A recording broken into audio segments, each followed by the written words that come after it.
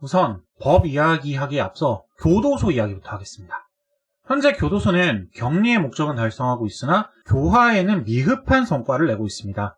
재범률만 봐도 알 수 있죠. 그리고 이건 분명 보완할 수 있어요. 현재 한국에는 거의 없지만 과거의 한국이라거나 현재 외국에서는 가끔 감옥에 다시 가는 것을 목표로 범죄를 저지르는 사람이 있습니다. 출소해서 사회에 나와봐야 기반도 없고 돈도 없고 취직도 안 돼서 자리 못 잡고 떠돌다가 밥은 먹여주고 잠은 재워주는 교도소로 돌아가게 되는 거죠. 이는 명백히 정책 실패입니다. 교화는 어떻게 하는 거냐? 당신이 한 일은 나빠요. 범죄예요. 그러면 안 돼요. 이게 교화가 아니라 합법적인 근로를 통한 재화 획득의 보람, 이걸 느끼게 하는 게 교화입니다. 우선 재소자들에게 식비와 숙박비 등을 청구해야 돼요. 그걸 왜 세금을...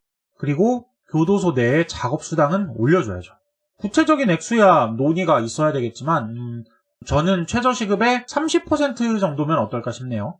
그래서 성실하게 노동을 한 사람은 약간의 돈을 모으고 출소를 해서 자리 잡는 데 보탬이 될 수 있게 하고, 빈둥빈둥 일 안 하고 놀다 나간 사람은 숙식비 명목으로 국가에 큰 채무를 지고 출소하게 만드는 거죠. 성실히 땀 흘려 일해서 소소하게 돈 모으는 게 보람차고 재밌더라. 그리고 사회에서는 3배의 시급으로 자유를 보장받으면서 일을 할 수 있다. 이런 생각을 깨우친 사람이 막 밥 먹여준다고 다시 감옥 오겠습니까? 할 얘기는 많지만 적당히 끊고 본론인 법 이야기로 가겠습니다. 제대로 된 법의 조건, 그 첫째는 계산 불가입니다. 법을 어기는 편이 오히려 이득이겠는데? 라고 계산이 성립하면 안 돼요. 허위 광고로 막 몇백억씩 매출을 올려놓고 과징금 3천만 원. 이딴 건 법이 잘못된 거죠. 음주운전하고 사고 낸 사람들 왜 도망갈까요? 음주였던 게 걸리면 큰일 난다 라는 생각이 들어서 그런 거잖아요. 그런데 만약에 뺑소니에 대한 처벌이 무기징역이라고 가정하면 어떨까요? 음주 처벌 걱정이랑 비교도 안 되게 압도적으로 뺑소니하다 걸리면 큰일 난다 라는 생각이 각인되지 않겠습니까? 실제로 뺑소니 처벌이 음주운전보다 좀 더 무겁긴 합니다. 그런데 좀 더 수준으로는 택도 없어요. 왜냐면 뺑소니에는 언제나 안 잡힐 가능성에 대한 기대치도 계산을 해야 되니까요. 뺑소니 처벌이 10배 정도는 무거워야 아무리 취한 채로 운전하는 멍청한 짓을 했어도, 그래서 사람을 다치게 했어도 일단 병원으로 옮겨야겠다, 사고 후에 구호조치를 취해야겠다 생각이 들지 않겠습니까? 대표적인 불법 장사로 계곡 백숙 장사가 있죠. 비교적 최근에 대대적인 단속을 통해서 많이 줄였는데요. 대대적인 단속이 필요하다는 것 자체가 좀 잘못됐습니다. 어쩌다 한번 걸려서 벌금 좀 내도 장사 수익이 더 많으니까 괜찮겠는데? 라는 계산이 있으니까 단속이 대대적이어야만 비로소 정리가 되는 거잖아요. 이 무슨 행정력 낭비입니까? 그냥 딱 한 번만 걸려도 몇 년치 장사 수익 고스란히 추징당하고 나서 거기다가 벌금까지 낸다고 생각해보세요. 즉시 근절 가능합니다. 아예 대놓고 사기나 횡령을 하는 경우로 봅시다.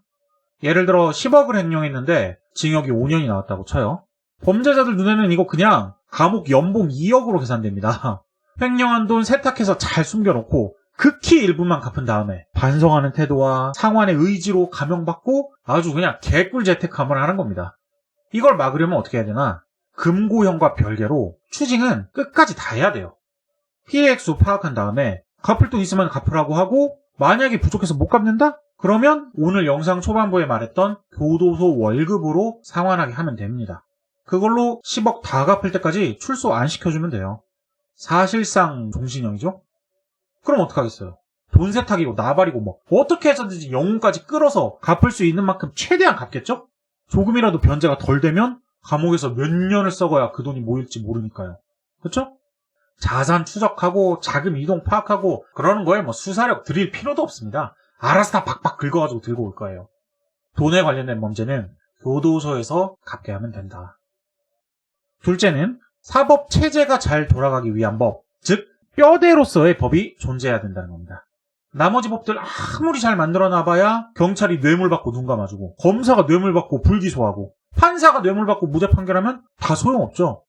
부정부패에 대한 처벌이 확실하지 않으면 다른 법들은 있으나 마나입니다. 이건 징역 20년을 줘도 부족해요. 정경유착이 되는 경우 뇌물이 막 수백억 단위로 움직이는데 20년으로 나눠도 연봉이 얼마입니까 그게. 뇌물수수는 그냥 무기징역부터 시작해야 됩니다. 뒷돈 좀 받은 게 사람 죽인 것보다 죄질이 나쁘냐? 물론 그렇진 않지만 사회가 정상적으로 작동하기 위한 수단, 장치의 의미로 극단적인 형량은 필요합니다. 만약에 뇌물수수에 대한 엄벌이 이루어지지 않으면 자본이 사법을 좀먹어가기 시작합니다. 불법 약물 판매로 막대한 현금을 벌어들이는 카르텔이 정부 인사를 막 청장 단위에서 매수한다고 칩시다. 이거 못 건드려요. 부패가 확산되면서 한 나라의 치안이 통째로 무너지고 수습의 수단조차도 점점 소멸해갑니다. 저 멀리 있는 나라들에서 실시간으로 증명되고 있죠. 그렇게 되기 전에 막아야 됩니다. 또 한 가지로는 보복범죄를 엄벌해야 됩니다. 여기서 보복범죄란 법률적으로 어떤 의미냐면 단순히 그냥 안 갚은 복수심의 범죄를 저지른 이런 게 아니라 사법적인 행동에 대한 보복을 의미합니다. 감히 나를 신고했어? 나를 상대로 증언을 했어? 이런 동기로 저지르는 범죄를 얘기해요. 현행법상 보복범죄는 이미 특별범죄 가중처벌법률에 의해 무겁게 다루고 있긴 합니다. 하지만 부족해요. 보복범죄 처벌은 극형부터 시작해야 됩니다. 자, 내가 살인사건의 피고라고 칩시다. 내 죄가 입증만 되면 나는 최소 무기징역이에요. 그런데 법적 증거라고는 목격자 한 명뿐이에요. 그럼 내 입장에서는 이 목격자를 위협하고 막 두들겨 패서 증언만 못하게 하면 폭행이고 협박이고 이런 거에 대한 처벌 다 합쳐도 살인으로 처벌해받는 거에 비하면 미미하니까 이득이라는 계산이 성립합니다. 무슨 말하고 싶은지 아시겠죠? 보복하는 순간 무조건 손해를 보게 만들려면 극형밖에 없습니다.